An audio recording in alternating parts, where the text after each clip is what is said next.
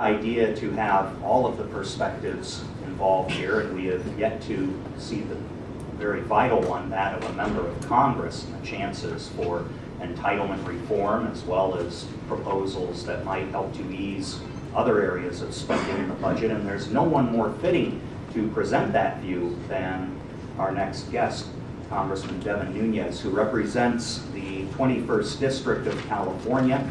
He is a native of Tulare County, where his family has farmed for 3 generations. And particular to this discussion, he is a member of the House Ways and Means Committee, which doesn't just deal with tax policy, it deals with Social Security and Medicare as well. So again, a very vital view. He is also the sponsor of legislation called the Public Employee Pension Transparency Act, an excellent bill that would address a problem that could become a federal concern very soon, that of state and local pension programs that are in deep financial trouble. So please welcome our very special guest, Congressman Devin Nunes.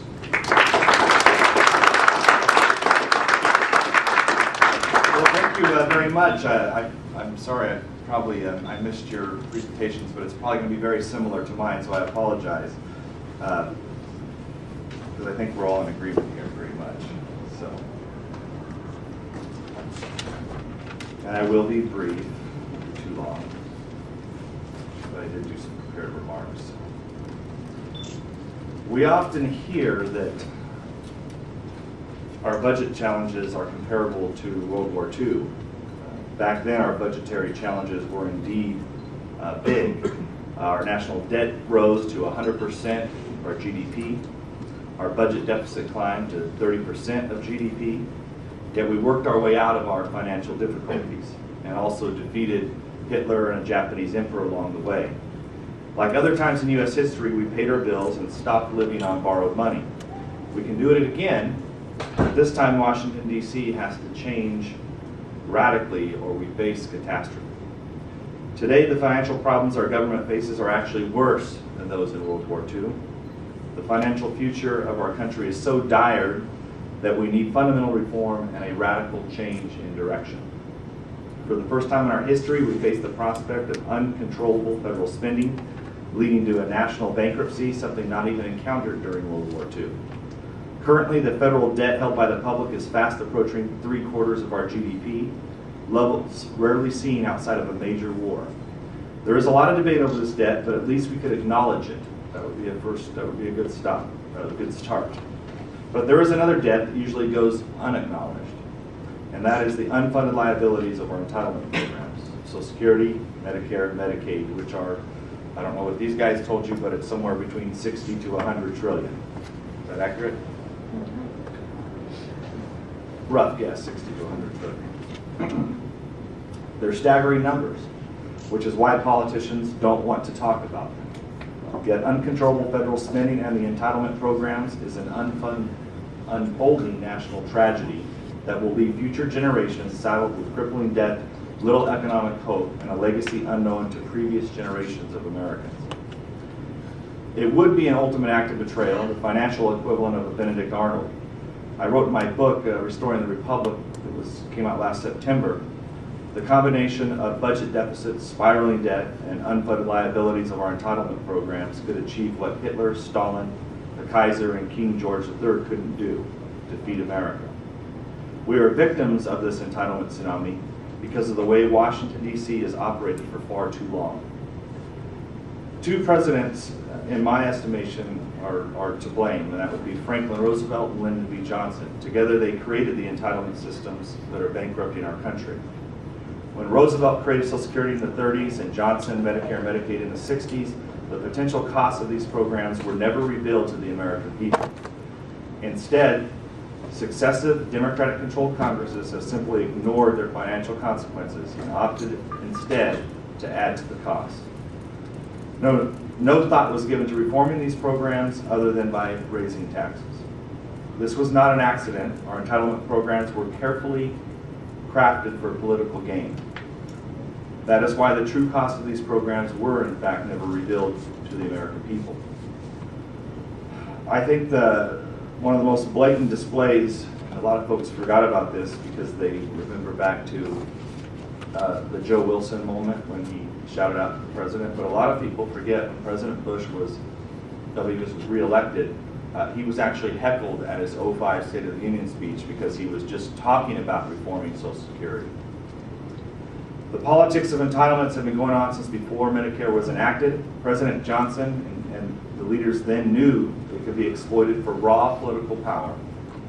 I write about the politics of entitlements in some detail in my book, and I actually provide phone conversations between President Johnson, the Ways and Means Committee chairman at the time, Wilbur Mills, and Democratic Majority Leader Carl Albert. One of my favorite lines was when Mills said, or Johnson told Mills to don't let dead cats stand at my porch, so bring the bill up before they get their letters in. And Wilbur Mills said over the phone to Johnson, I think we've enacted something we won't only run on in 66, but here on after, in which they have been. What do you hear? Every election, going to cut Medicare, going to end Social Security. You hear it, you're even hearing it today. Matter of fact, I'm sure someone on the floor of the House today said that. Most likely a leftist, not a Republican. Since then, Republicans have advocated changes who have advocated any changes to entitlement programs have been pounced on. And in the meantime, increasingly, entitlement spending and adding to their rolls have remained top priorities and key vote getters for Democrats. I describe it as the politics of bankruptcy and the bankruptcy of politics. President Roosevelt said, quote, "Let me assert my firm belief that the only thing we have to fear is fear itself. Nameless, unreasoning, unjustified terror which paralyzes needed efforts to convert retreat into advance," unquote. His descendants, however, on the left have had nothing to offer but fear and retreat. Reform of these programs will take courage.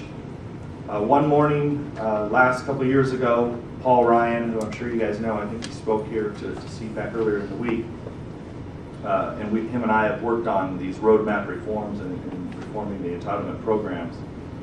And Paul mentioned to me that the bottom line is that no one wants to walk through the fire. And that's right. Politicians don't want to deal with any problem that they can push off into the future. And that's both Republicans and Democrats. So, the future to me has arrived and the fire is at our doorsteps now. And we're finding that out here just recently with this budget fight that's going on. If you look at the fight that we're having, you guys have been paying attention, right? There's 100 billion this, or is it 38 billion, or is it 72? Some people are saying it's 140 billion. What I try to get people to focus on is that whether you cut 50 billion, or 100 billion, or 150 billion, or 250 billion, that is the difference between borrowing 1.25 trillion this year and 1.5 trillion this year. I mean, in the grand scheme of things, it doesn't really matter unless you deal long-term with the entitlements. And there is no way that you can get there without dealing with the entitlements first. And I'm sure you guys have all said the same thing. So it's going to be absolutely necessary that the think tanks and the folks that care, the activists that care about this deficit spending, to understand that to just sit around and talk about earmarks and to complain against wasteful spending, and as one of the guys who was one of the original guys to take a personal ban on earmarks, and now we've won on that issue in terms of, at least for a few years, we've won on having no earmarks in bills. I actually do believe it is the federal government and the Congress's responsibility to tell the executive branch where the money should go. And even though I don't believe, I believe the process is totally corrupt, I'm not one of these guys who just thinks that this should be gone forever, because you will find out quickly here in the coming years, you will see the Obama administration spending money at will.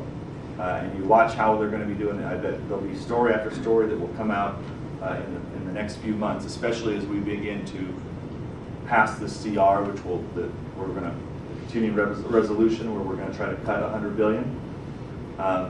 Then we have to work it out with the Senate. I can just tell you right now that there is a rush to spend money like that by the administration.